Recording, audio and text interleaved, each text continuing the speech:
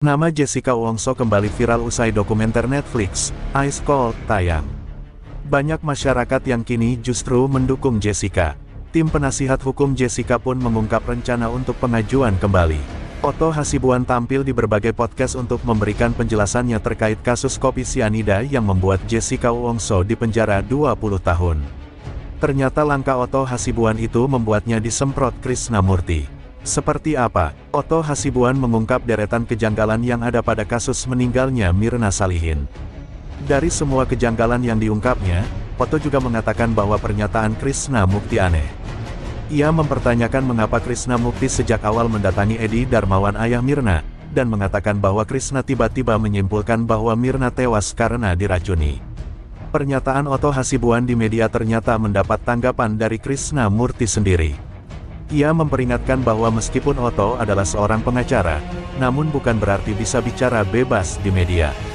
Upaya apapun yang dilakukan pengacara dalam sistem peradilan pidana itu adalah hak yang sah, tidak berarti pengacara bisa secara bebas mendelegitimasi kinerja para penegak hukum dari penyidik, JPU, Hakim Agung yang mengatakan tidak ada otopsi, ujar Krisnamurti, dilansir dari fifa.co.id pada Selasa, tanggal 8 Oktober tahun 2023. Pengacara adalah orang hebat, orang pintar, namun kalau arena sistem peradilan pidana Anda belum mampu sepenuhnya bisa menang sesuai harapan, jangan gunakan arena lain yang tujuannya untuk menjaga kredibilitas Anda sebagai pengacara, sambungnya. Semenjak rilisnya film dokumenter kasus kopi sianida oleh Netflix, akun Instagram Krisnamurti mendapat banyak komentar dari netizen. Mantan atasan Ferdy Sambo itu membalas salah satu komentar netizen dan menegaskan bahwa menjadi polisi memang selalu ada resikonya. Terima kasih hujatannya, semua tindakan kita akan dipertanggungjawabkan di dunia dan akhirat. Risiko polisi selalu ada, tandas Krisnamurti. Ngaku ditipu Netflix, ayah Mirna, film Ice Cold jangan ditonton, itu sampah. Ayah dari mendiang wayan Mirna Salihin yaitu Edi Darmawan Salihin, buka suara soal film dokumenter berjudul Ice Cold, Murder, Ice Coffee and Jessica Wongso, yang ditayangkan Netflix. Diketahui, film dokumenter itu menceritakan kisah wayan Mirna Salihin yang meninggal dunia akibat bubuk sianida dalam es kopi Vietnam. Jessica Kumala Wongso adalah terdakwa yang juga sekaligus teman Mirna. Lantas seperti apakah tanggapan dari Edi Darmawan, ayah Mirna? Dalam film Ice Cold, sosok Edi Darmawan terlihat sangat arogan ketika menjawab berbagai pertanyaan seputar kematian Mirna. Karena hal itu, Edi pun memberikan klarifikasi dan menyebutkan dirinya tertipu oleh Netflix dan sutradara film dokumenter tersebut yakni Rob Sixsmith. Bahkan ia meminta masyarakat Indonesia untuk tidak terkecoh dengan isi film dokumenter itu. Jadi pertama, saya mau jelaskan soal yang kelihatan mungkin saya arogan, saya salah. Saya mohon maaf yang sebesar-besarnya dan benar-benar saya izin untuk memberikan penjelasan yang jelas sekali supaya netizen dan warga Indonesia tidak terkecoh oleh Netflix, katanya dilansir dalam wawancara eksklusif Karni Ilyas dengan Edi Darmawan bertajuk, Jessica divonis membunuh Mirna, di TV One, pada Jumat malam, tanggal 6 Oktober tahun 2023.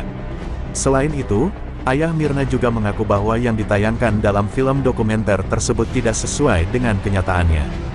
Bahkan ia mengatakan kalau kena tipu dengan wawancara yang dijadikan salah satu bagian film dokumenter itu.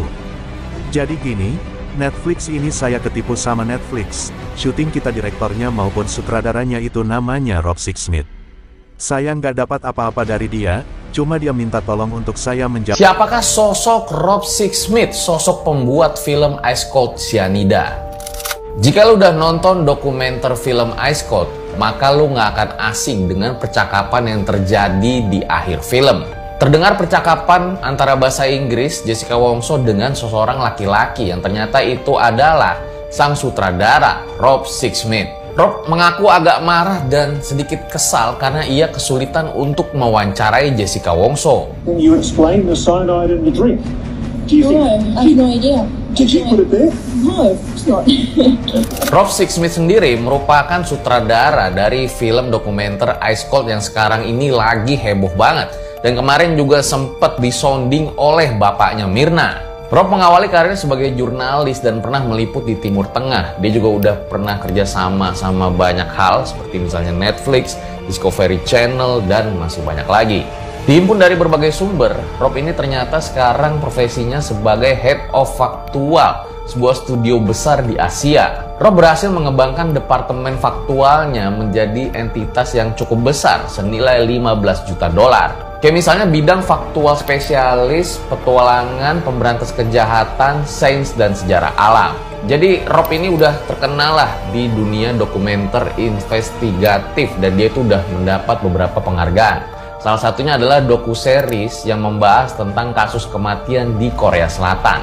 Nah, si Rob ini jadi viral dan dicari-cari sama netizen di Indonesia karena kemarin Ayah Mirna itu pas lagi diwawancara sempat mengatakan kalau si sutradaranya itu udah nggak bisa dihubungi dan dia tuh seperti ketipu karena filmnya itu nggak sesuai dengan apa yang dia harapkan. Dan karena film dokumenter ini juga lah, kubu di Indonesia netizen itu terpecah menjadi dua kubu. Bahkan ada yang mengatakan kalau kasus Mirna sebaiknya diinvestigasi ulang saja. Nah, kalau kalian ini ada di kubu mana? Boleh banget komen dong. Gue yakin Jessica itu pelakunya 100%. Sebelum kejadian ini ke-blow up lagi. Jadi dulu itu gue kalau nggak salah masih skripsi, gue yakin Jessica pelakunya karena gue lihat segala sesuatunya itu cuma dari apa yang disampaikan oleh media sosial. Trik dia, celana dia dibuang, itu punya catatan kriminal negatif, dan segalanya lah yang dikeluarkan oleh media itu gitu. Tanpa gue ketahui kalau dia itu tidak diotopsi. Kesalahan gue adalah gue nggak meneliti lebih dalam tentang kasus ini pada saat itu. Dan kesalahan gue yang lain adalah gue terlalu percaya dengan hukum yang ada di Indonesia. Gue itu mengikuti kasusnya Jessica itu dari awal terkuak di media. Terus di tengah gue agak skip karena di situ gue yakin Indonesia memiliki hukum yang adil. Apalagi ini kasus sangat terkuak di media, jadi tidak mungkin ada kecurangan dari pihak-pihak tertentu. Dan akhirnya gue lihat keputusannya, tanggapan gue adalah ya iyalah, dia pasti ketangkap karena dia pelakunya. Akhirnya lihat di Netflix, even sampai 1 jam sebelum gue nonton Netflix, gue masih yakin Jessica adalah pelakunya. Tapi setelah itu, setelah gue teliti lagi, ternyata tidak diotopsi dan sebagainya yang diungkap oleh Netflix. Even sampai sekarang pun mulai keluarlah berbagai fakta-fakta yang mungkin ada tapi tidak terlalu terkuak pada saat itu. Semakin membuat gue tidak yakin apakah Jessica itu pelakunya atau bukan. Lepas dari Jessica itu pelakunya atau enggak, jika memang ini diusut kembali, diharapkan kedepannya tidak ada lagi masyarakat Indonesia yang bernasib sama seperti Jessica. Nah, yang kayak gini nih, kitanya lagi belajar, tapi dibilang kita itu menjadi sarjana hukum. Lo nggak perlu menjadi seorang sarjana TikTok untuk membahas TikTok. Lo nggak perlu menjadi sarjana K-drama untuk membahas K-drama. Kita itu harus belajar. Even Kak Esther juga bilang kita harus belajar. Dulu kita di framing untuk selalu percaya kalau Jessica adalah pelakunya. Tapi untuk sekarang netizen udah lebih pinter dan udah mulai bingung nih, pertanyaan udah mulai muncul dari sisi Mirna dan dari sisi Jessica. Kalau gue di video sebelumnya gue bilang 100% Jessica bersalah adalah karena gue percaya pada saat itu sudah dilakukan otopsi dan ada barang bukti yang menyatakan Jessica bersalah. Tapi setelah dilihat lagi ternyata bukti nyatanya itu belum ada. Lebih banyak asumsi-asumsi sampai muka Julia Robert aja ditampilkan di persidangan. Jadi sebenarnya kita sebagai rakyat Indonesia itu harus lebih kritis ketika sedang membahas hal ini, karena nextnya mungkin bisa terjadi di kamu, di aku, di teman-teman kita. Jadi kenapa gua mau banget ini diangkat lagi, karena kejanggalan-kejanggalan ini sebaiknya tidak ada lagi ke depannya, sehingga nantinya orang itu bisa menjalani proses hukum itu secara adil, bukan secara sepihak ataupun berdasarkan asumsi.